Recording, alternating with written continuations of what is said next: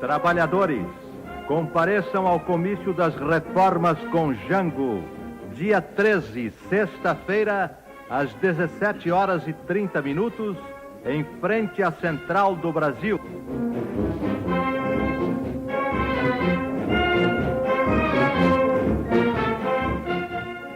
O presidente João Goulart, em 1964, meados de março, ele fez um comício divulgando reformas sociais de cunho de esquerda.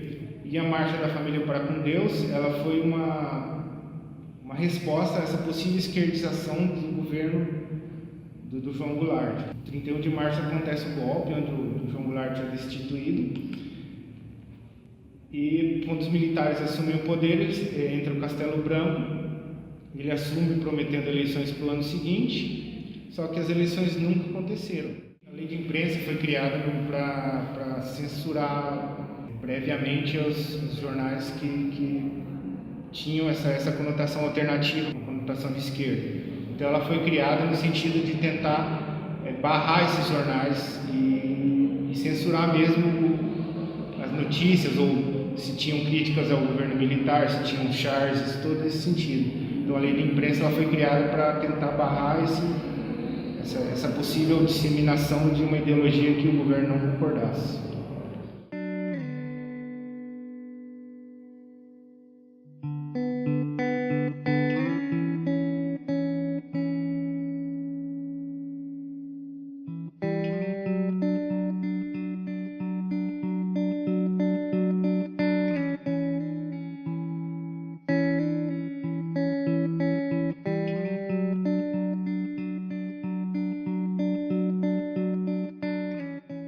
Nosso Tempo foi um periódico que circulou na década de 1980 e começo dos anos 90.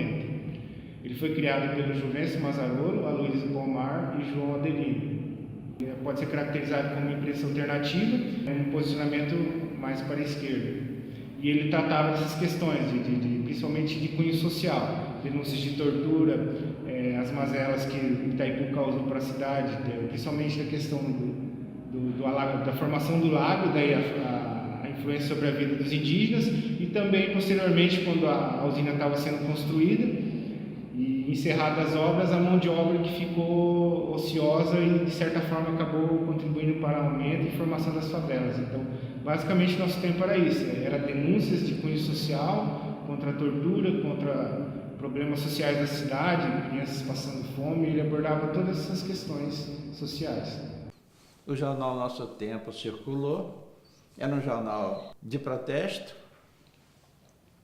foi muito respeitado, muito perseguido também, com ameaças de bomba no jornal, com isso e aquilo. Nós respondemos processo da Justiça Militar do Paraná, porque diziam que o jornal era um jornal que criava um clima de insatisfação da população com o governo militar. E nós fomos processados e um dos nossos editores ficou preso 2 anos aqui em Curitiba.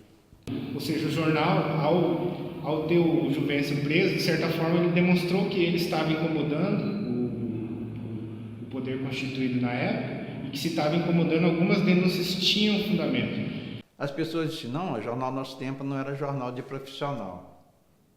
A gente não era um profissionalismo, imparcialidade. Nós não éramos imparciais, nós éramos bem parciais mesmo. Nós éramos engajados, completamente engajados. Nós batíamos pesado. A batida era muito forte. Não havia driblagem não, nós éramos audaciosos. Diferente de alguns outros órgãos alternativos, que colocava a coisa na subleitura, nas entrelinhas, nós fazíamos o confronto direto, né? bem direto mesmo, não havia subterfúgio não. Eu acho que a maioria dos leitores eram leitores sintonizados com a linha do jornal, a maioria. Mas o jornal também tinha coluna social. Nós começamos com coluna social periférica, a gente não dava notícia da classe média, as festas da classe média. A gente passava a fazer as festas dos bairros. Era uma forma de confrontar, de chocar a sociedade local.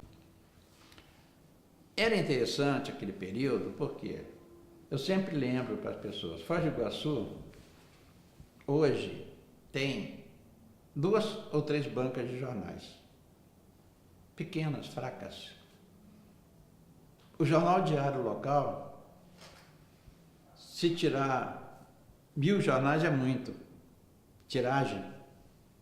Naquela época, estou falando de 1980, 81, 82, Foz do Iguaçu tinha 20 bancas de jornais, 20.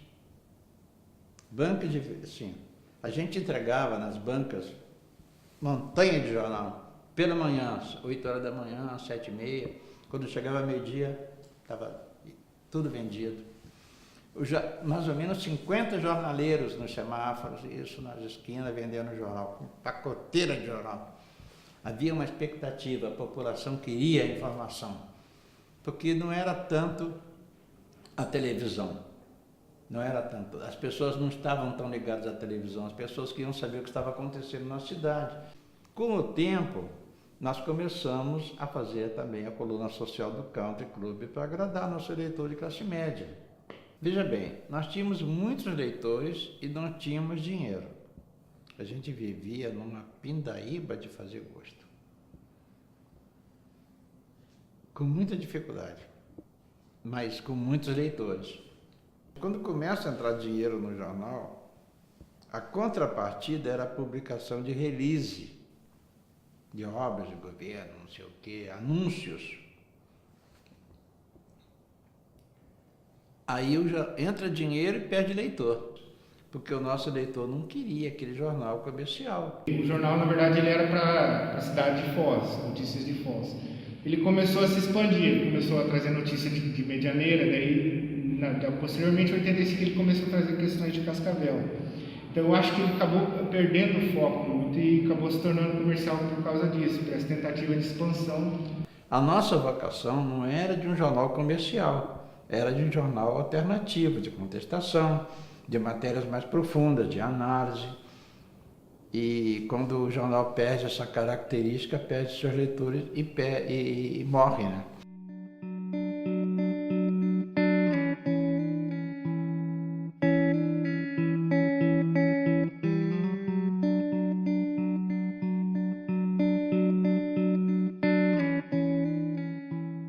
De certa forma, eu tentei resgatar o contexto histórico da cidade, porque quando eu fui para as pesquisas em si, para pesquisar em livros, eu só encontrei acho que 2 livros e muitos artigos.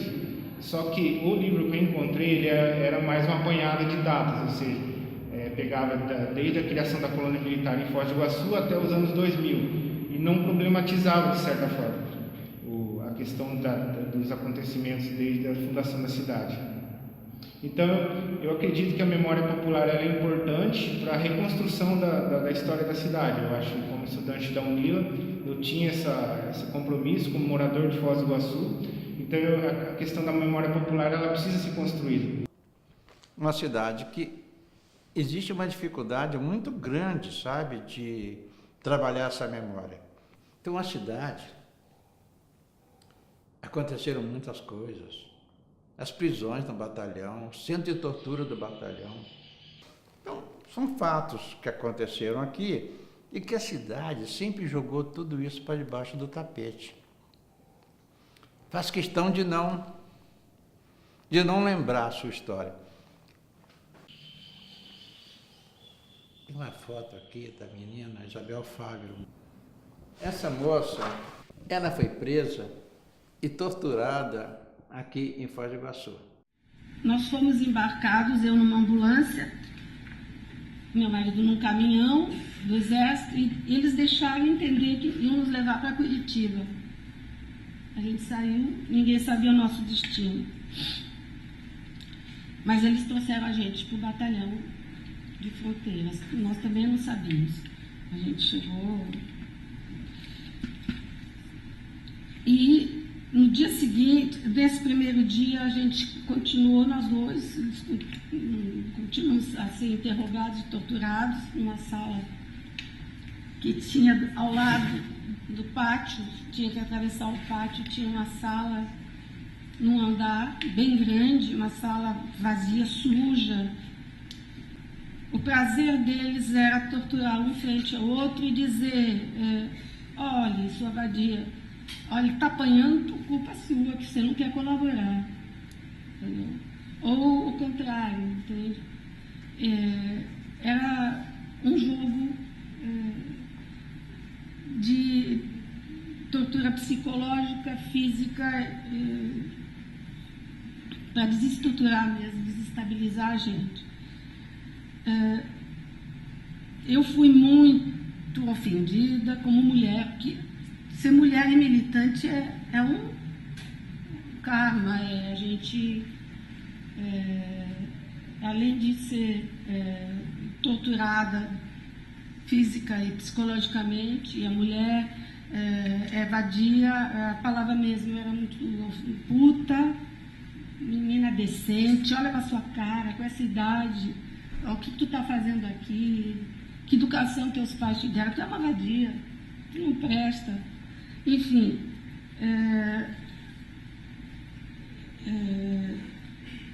eu não me lembro bem se no terceiro, quarto dia eu entrei em processo de aborto, que eu estava grávida de 2 meses. Então eu sangrava muito, eu não tinha como me proteger. Eu usava papel higiênico e já eu tinha mau cheiro, eu estava suja. Eu tenho quase certeza que eu não fui estuprada, porque era constantemente ameaçada, porque eles tinham nojo de mim.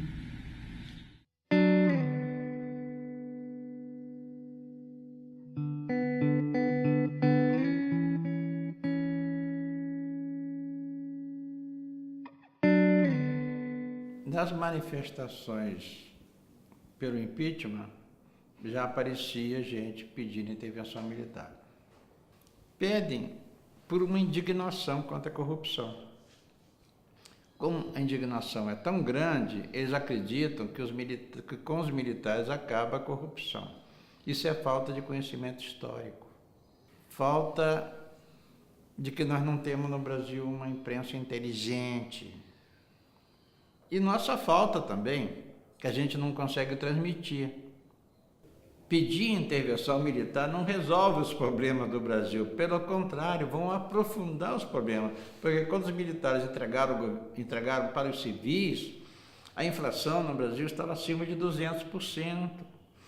O poder de compra do salário estava desvalorizado, a nossa dívida externa aumentou. Estamos pagando até hoje o endividamento externo, estamos pagando não a dívida, os juros da dívida. E então é preciso levar em conta que aprofundou nossa crise econômica, nossa crise moral, a corrupção. E além disso, as prisões, as torturas e estupros das órgãos de governo, quartéis, do Exército, da Marinha, da Aeronáutica. Quando a polícia sobe no morro do Rio de Janeiro e as pessoas simplesmente desaparecem. Isso é uma representação do que acontecia na época da ditadura. Então, se num Estado democrático isso acontece, você imagina como acontece num Estado de ditadura militar.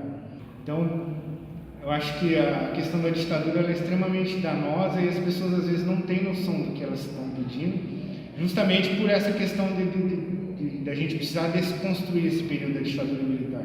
Então, intervenção militar seria um horror para o Brasil, né? Seria o retorno à corrupção aprofundada, à censura e ao sufoco, né? Ao sufoco econômico da população, e quem paga o pato sempre é a classe trabalhadora. Essa que mais sofre num regime como esse, como já está provado mundialmente.